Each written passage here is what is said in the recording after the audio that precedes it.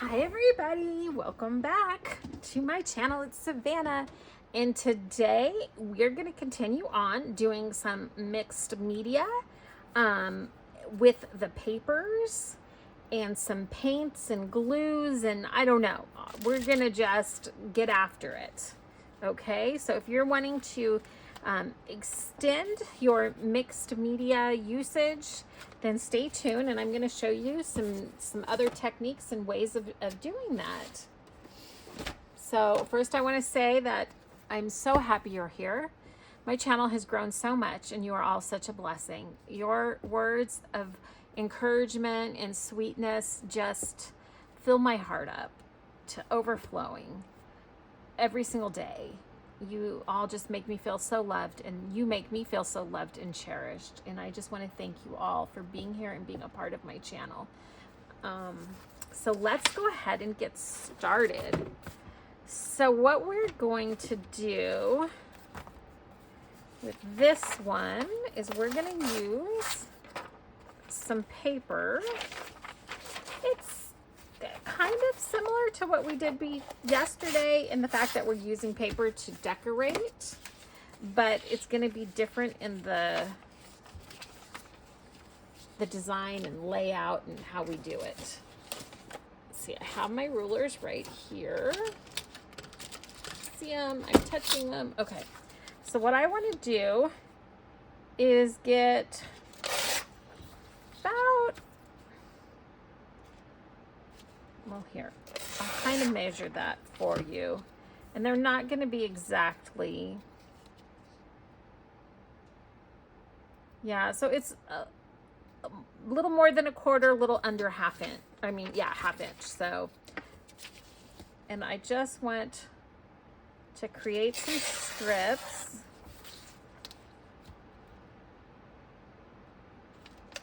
Oops. With the page. And we're going to kind of mimic some pleating. So now what I'm going to do, I just have some straight strips. So now I'm going to do kind of like a 1/4 inch at the top, and then I want to angle this to about a 1/2 inch maybe. So I angled it in this way. So now I'm going to flip my paper over so I can just keep angling it in kind of the same way. So my skinny part is always up at the top. So flip the paper, and that way it's easier to have your skinny part at the top. So let me show you kind of what I'm doing here so you can see. So it's narrow at the top and it's going wider at the bottom. And then I just flip it over each time because that makes it easier to do that because you're coming in at an angle. Yes.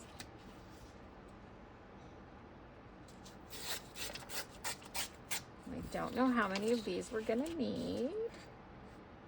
So this is just a small page that I'm doing. And I'll leave that one. I want the words. Okay. So this page that I did, just so you kind of have an idea, I know people like to kind of know the sizes because it's hard to tell. So it is 6.5 inches wide and 8 inches tall. It doesn't have to be that size. So I am gonna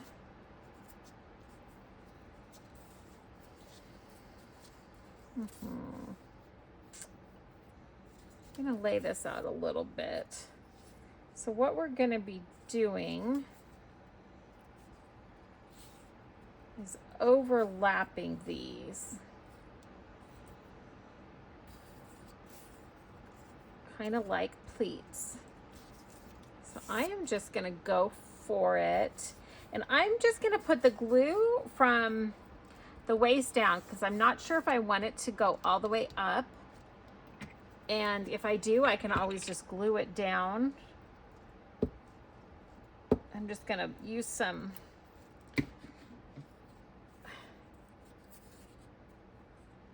and I'm just barely overhanging the edge of it here. Okay, and then you've got to put some more glue down because you're overlapping it.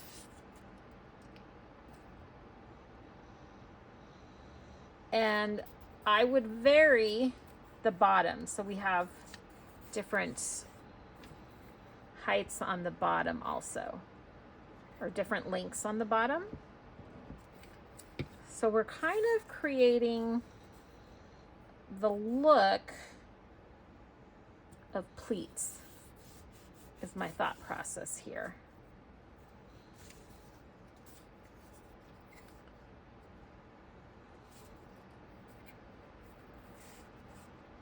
We're gonna definitely go in and darken and highlight these lines to add depth to this. Okay.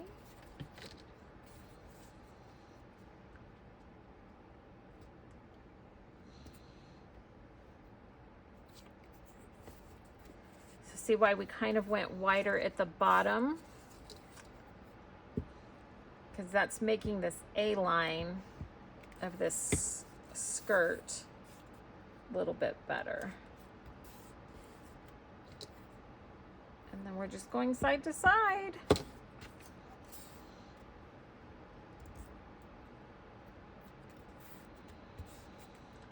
And then these first few pieces that were straight, I'm gonna go ahead and use those now.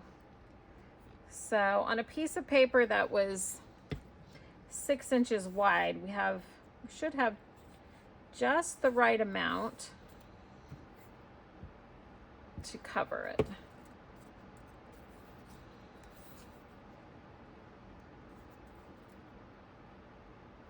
And we can always come back in and trim up the edges afterwards if we need to.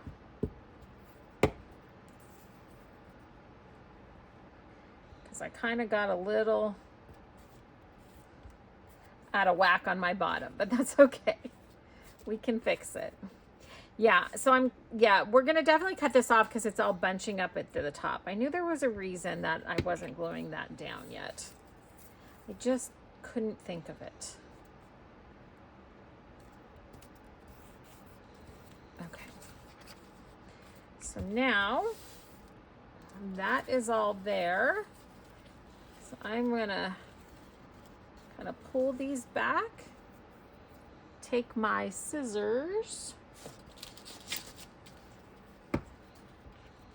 and then trim that off.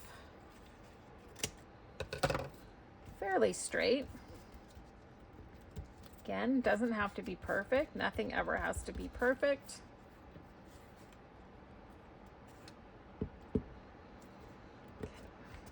There we go.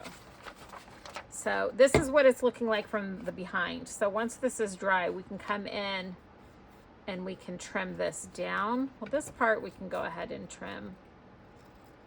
And I am just gonna kind of weave in and out of it.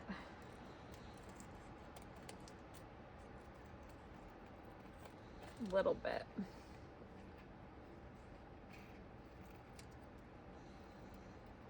To kind of create a little bit of a wavy line.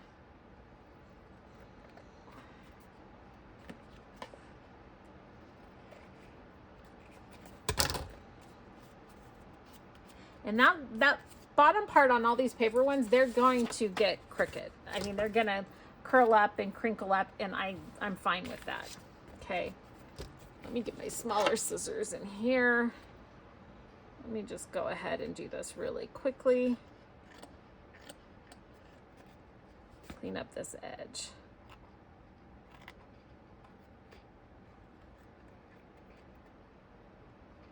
Oops.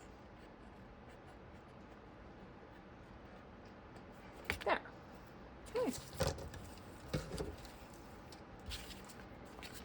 So we've got that. Oh, this little part's wanting to come up. Oh, maybe not. Okay. So now we have that. So first thing I want to do is I want to come in and I want to tamp down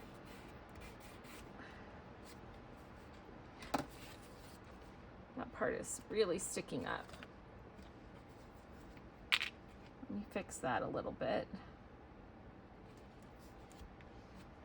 That should work. Okay, I want to tamp down the black. So if you watched me doing the journal on the design team project for Life's Ever After, where I did the vintage fabric swatches, you saw me do a lot of my aging. So a lot of times I prefer a bleach aging versus a darkening aging. And so on this piece, that's what we're gonna do. So this is where I pulled this out in the last video where I talked about, and I'm just gonna pour this right in the cap,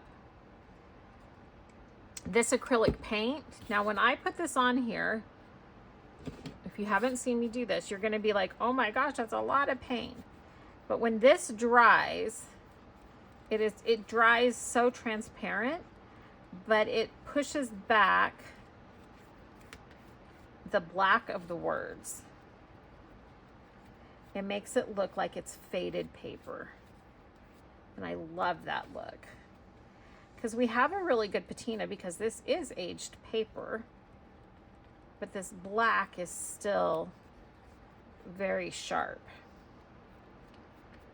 And so that is why I really like this paint, because I can slather it on. I don't have to be super careful, and I can even go back in a couple times to really achieve the look I like.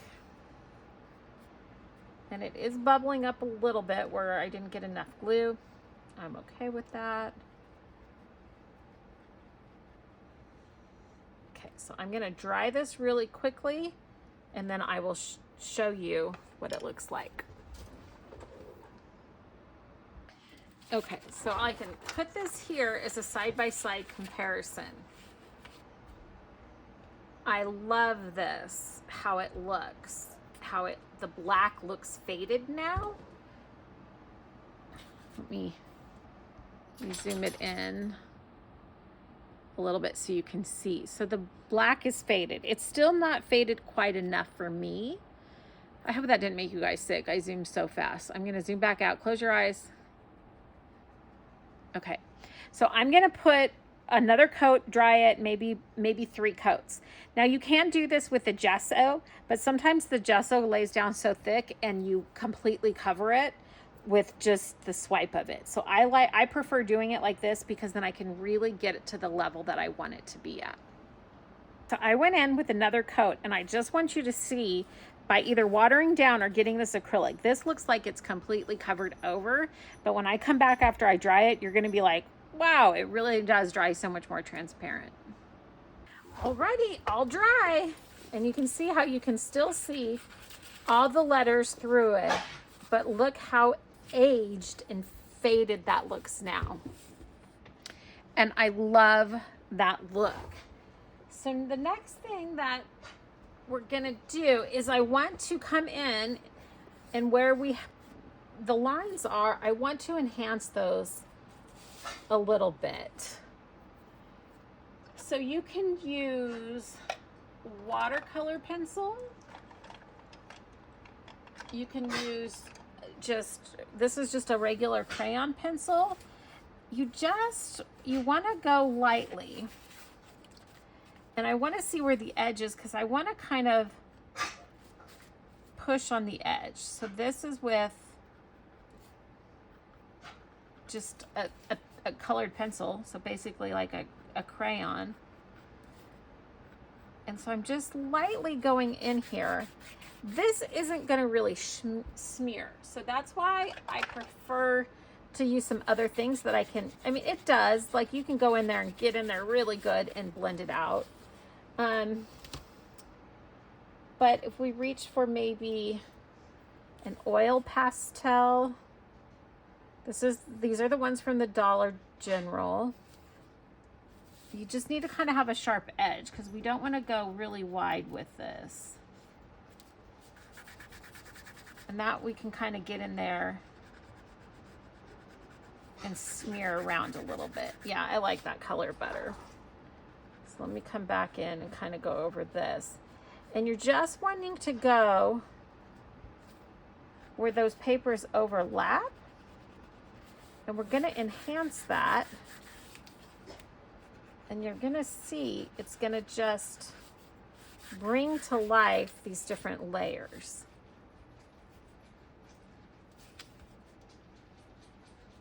And you can always add more. It's harder to take away. So just use a gentle touch.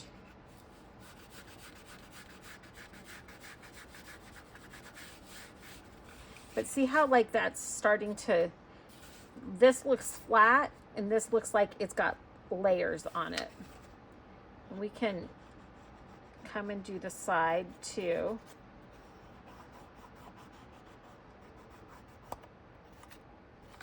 I mean, you could use your Distress Oxides, but unless you put it into a paintbrush, which you could do. I mean, these are from the Dollar General, so I know they're accessible to everyone. But let's say, no, I don't want to mess anything up here. Like this is my antique linen. I'm just going to go on the side in case there's any ink on here. So I can come in here and with a flat brush, I can get in here and kind of do the same thing. But you have to have a flat brush, right? So that can accomplish the same thing. I just don't want to mess up my brand new Distress Oxide, my brand new antique linen. And even though I've used a couple different colors on here, that to me enhances it because nothing is one color. I could maybe come in with a yellow. It's a little too bright for me. This one is a really good. It's like a golden, like a mustard color almost, but it's very close to that antique linen color. So I'm going to turn this around this way now because my overlaps are going a different direction.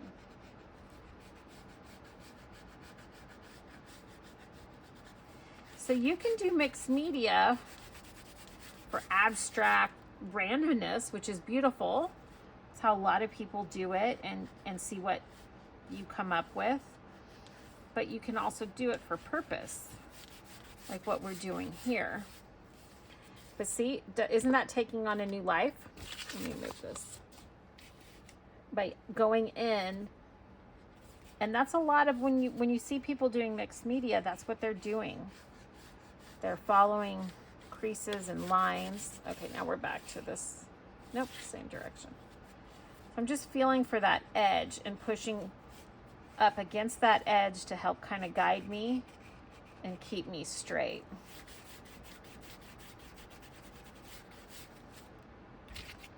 And then come here, go along this.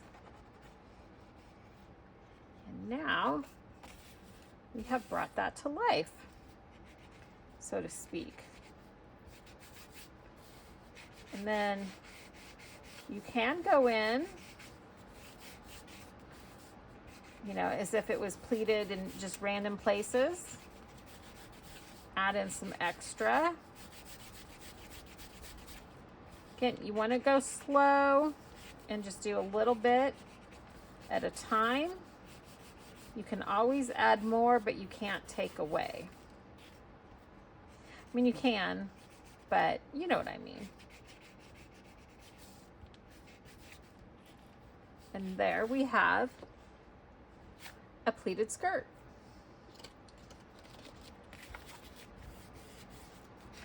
And I know it might seem too involved. For some people might not want to do this stuff.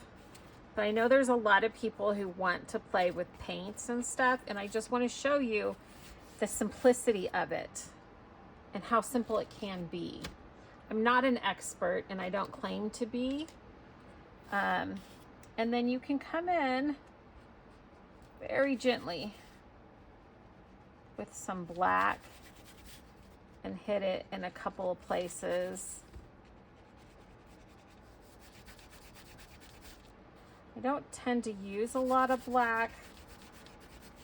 I like to keep things bright, but black is a shadow color.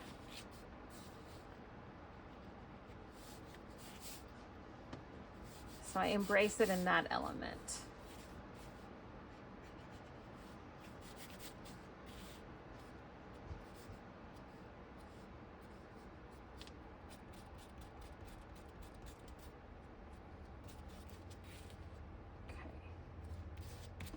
I definitely don't use a lot of black. The other thing that's great about the pastels is the white. If you want to make white marks on things, the oil pastels work really good for that. And the chalk pastels do too. You know, it puts white. These are really good tools for going on top of darker things. Okay, so now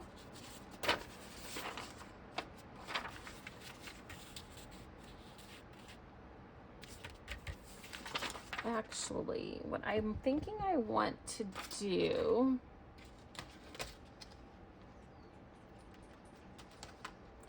now this, because I don't want to ruin what I just did, so I'm going to test this. I want to see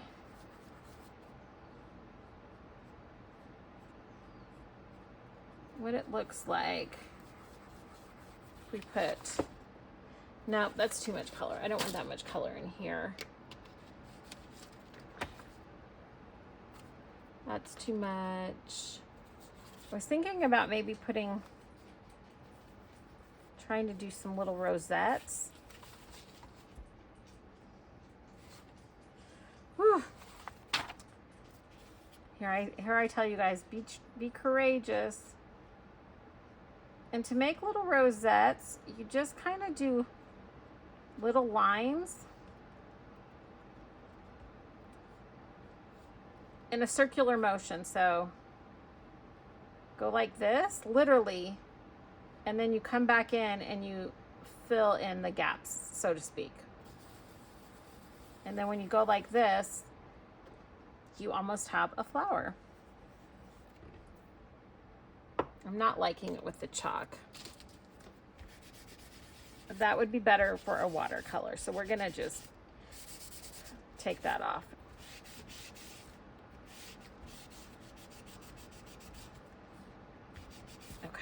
So let's go ahead to the shirt and we'll see if we want to add any embellishments there.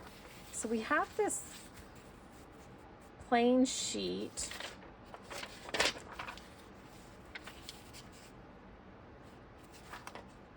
Which I think would be kind of nice.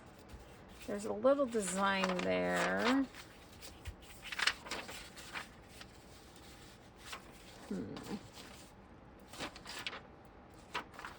We have this, which is darker. I think I want to go with that.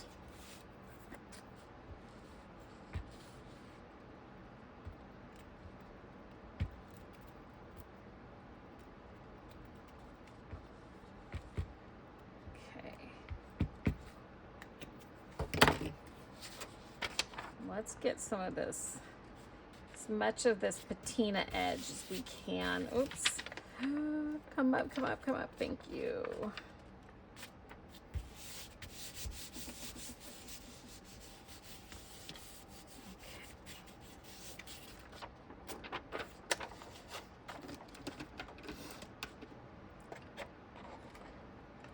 Get in here. Oh, I got that curve down. Let me switch to my bigger scissors. This is a bigger curve. And you can always go back in with your small scissors and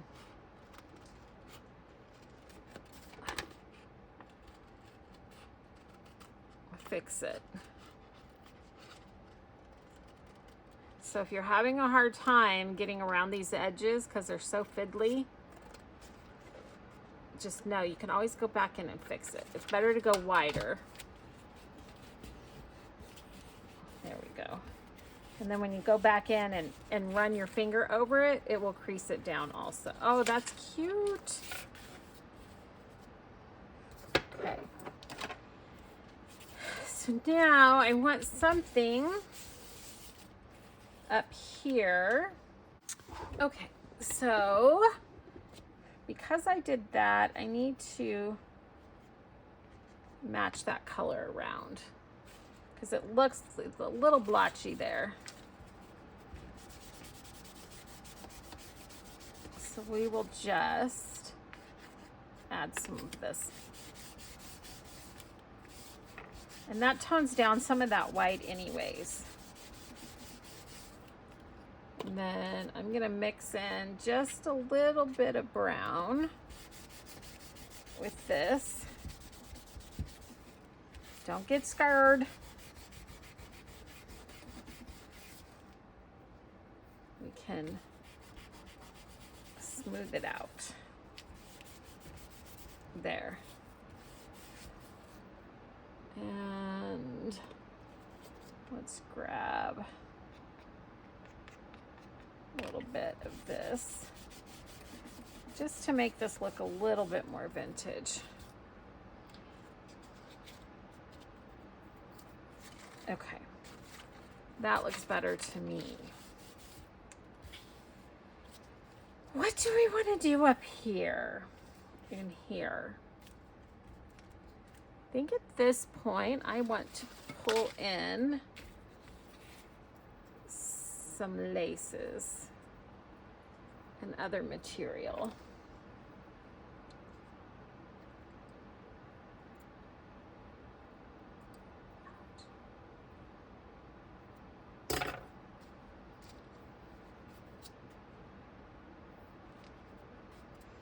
So I'm gonna go the waistband.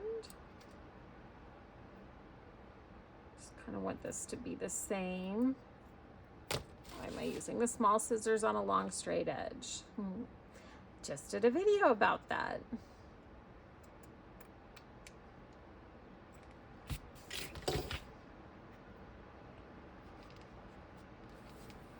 Okay, I'm gonna put that there, and that to me ties in those two pieces.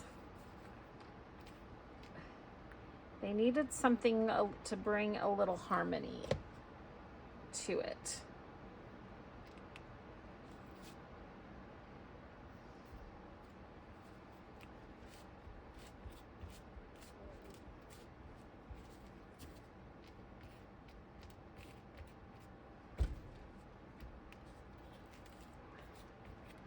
That's trying to come up on me.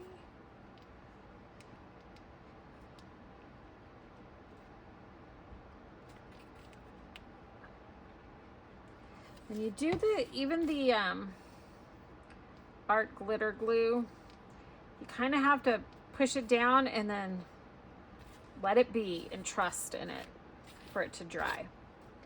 Okay, how long have we gone? I'm not sure. So I think for this one today, I'm gonna leave this here.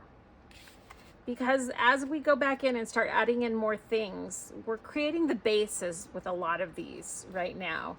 But I just wanted to kind of go in and show you some things that you could do with paper in the last video and this video, using mixed techniques, using colors and things in different ways, and helping you understand the process of mixed media, and that it doesn't have to be an abstract landscape picture for it to be mixed media. This is very much a mixed media piece, and it's accessible to everybody. And then you can extend it. Like, we could paint on here, we could paint flowers, and I might come back in and do that because I can definitely see some flowers, but I probably am going to use my watercolor pencils to do that, and I don't know where they are. Yes, I do.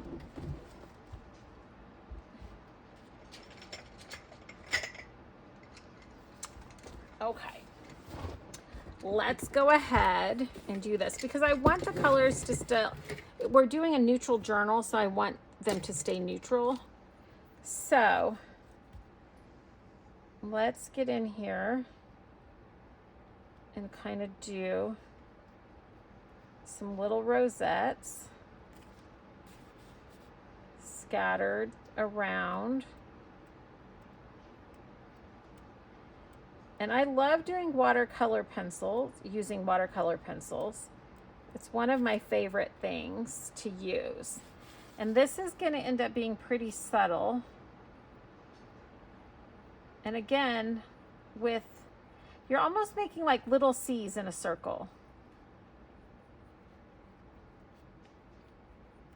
And you're overlapping them. Okay, yeah, I'm liking this. We haven't even added the water to it.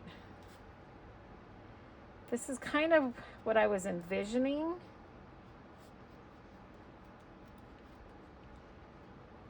When I was thinking about doing this. So see, it's just a little C, and then I'm kind of, it's two C's facing each other, and then you just start going wider. And then as you get to the outer edge, your C's and your curves become bigger. When we come in here with the water to activate this, you're going to see that you're constantly going back and redefining, right? It's not a one and done.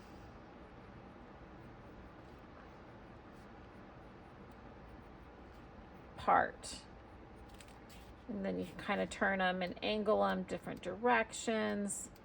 So if it's, depending on the angle, whatever is in the back angle is going to be a shorter line.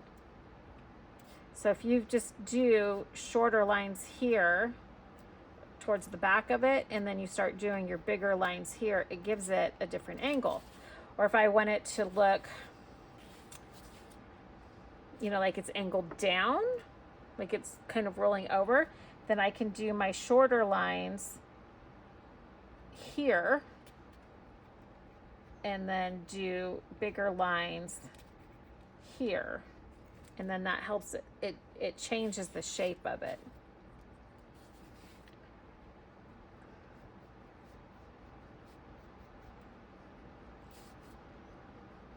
If that makes sense. I am not a watercolor or painter teacher. I will tell you that much. But see, we're coming in here and we're putting in these little rosettes.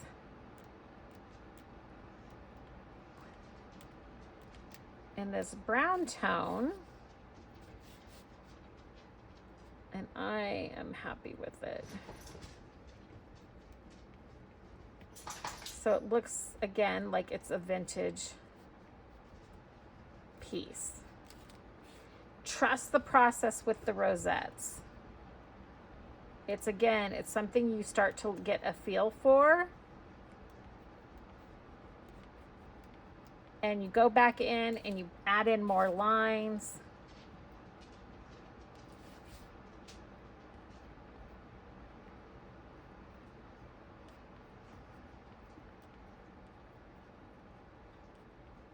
To create more layers. Let's get another one, like coming off here. It's halfway off. Let's do a little one, or another one coming halfway off here. And let's do one there. Okay.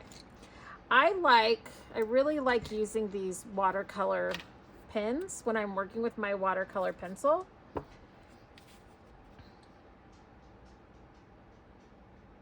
And I will have to tell you, my watercolor pencils are probably not the greatest. So I'm coming in here, I'm putting in some water, It's fading it out. And then I'm going to come back in while it's still wet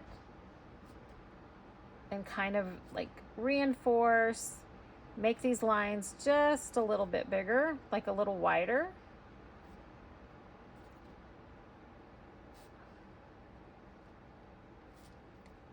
Oops. And we've got that paint down, so we want to be careful. We don't want to go too far with it because of the other paint we have down. So we're just softening those lines just a little bit with the water, and then kind of come back in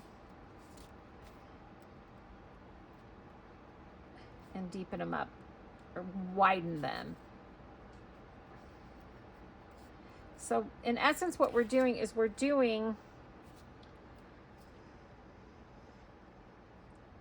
basically kind of doing like a white or an ivory flower, but it's aged, so it has these brown tones in it. That makes sense.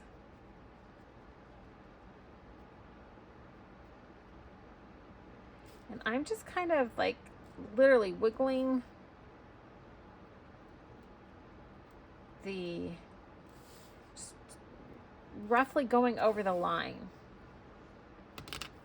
that we made with the watercolor pencil. Just softening it up, not changing it really too much. And we have these hints of faded roses. And it's mixing in with that acrylic paint that we had down. So, I mean, that is the fun of doing this and of layers, because it's, I don't want to say you never know what you're going to get, but it's a surprise. To me, it's a surprise every time. So you always have to go into it with an open mind. If you go into it saying, I want it to look exactly like this, you're probably going to be disappointed every time. But if you go into it with an open mind, and it's, I don't want to sound too foofy of let the paint talk and do its thing, but it's kind of like let the materials do what they're going to do and work with that.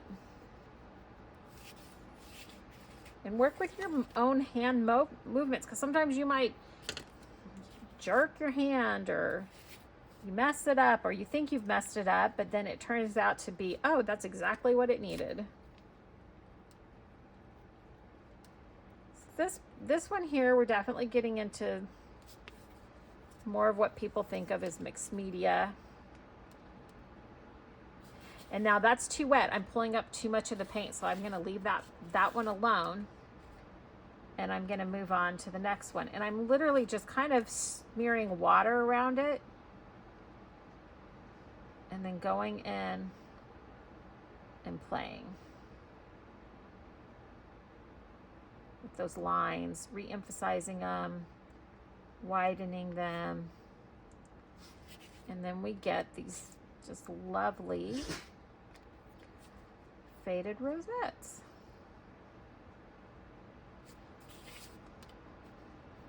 From making little sea lines.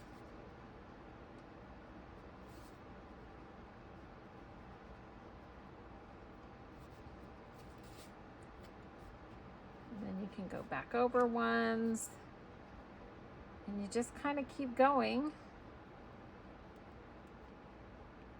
until you know you're done.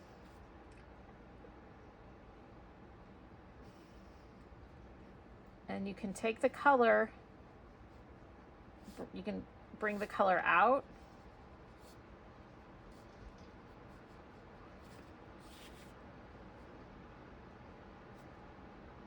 Just that down.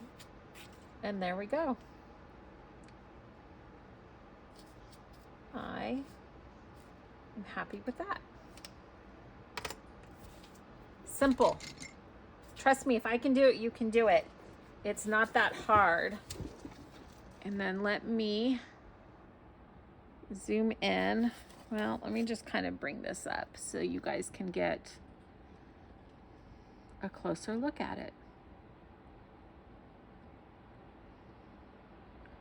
Isn't that cute?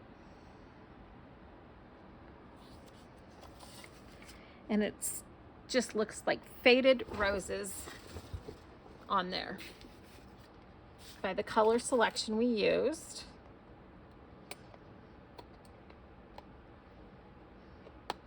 And I'm gonna leave this plain for now because that might end up being a journaling spot. It might end up getting covered. This is the main part of what we were doing today. I just really like that color of the paper. So I hope that you guys will, if you've not tried to do some of these techniques, it's layers. You're layering things upon each other. But I just really encourage you to try it and have fun. And I really hope that you've enjoyed these last two videos of exploring some different mixed media techniques that you can do. And you can do this not in just a dress form journal. You can do this on a journal page. You can create pages, start an art journal of blank pages maybe, or book pages, and then just start doodling. The other thing you can do is get stamps. If you do stamps and then you can color in stamps, we're doing very neutral colors here and I kept it that way, but you can definitely add color in. These are my watercolor pencils here. It's an inexpensive set I got off of Amazon. It's probably the cheapest set they had. You don't need this many colors. Like I said, a few colors is really all you need. Any more than 12. I mean, it is nice to have the browns. I will say that. So your primary colors, your browns, black and white. And I think you're good. So, but yeah, I hope that you like this video today. I hope it encourages you to experiment in your journals and with what you're doing. So let's go ahead and pray. Come, Holy Spirit, come, Holy Spirit, come, Holy Spirit. My prayer for everybody watching this video today is that you will be inspired by God, the creator of all, to just look around and explore the beauty in nature, the beauty in this world, and to tip your hand, put your hand in and just try something new today. Whether it be something I've shown, or maybe there's something else you've been wanting to try new, an instrument or a recipe or something that you were afraid to try. I just pray today that you will have the courage to try something new. Remember you are cherished and remember that you are loved. Until next time, love always, Savannah.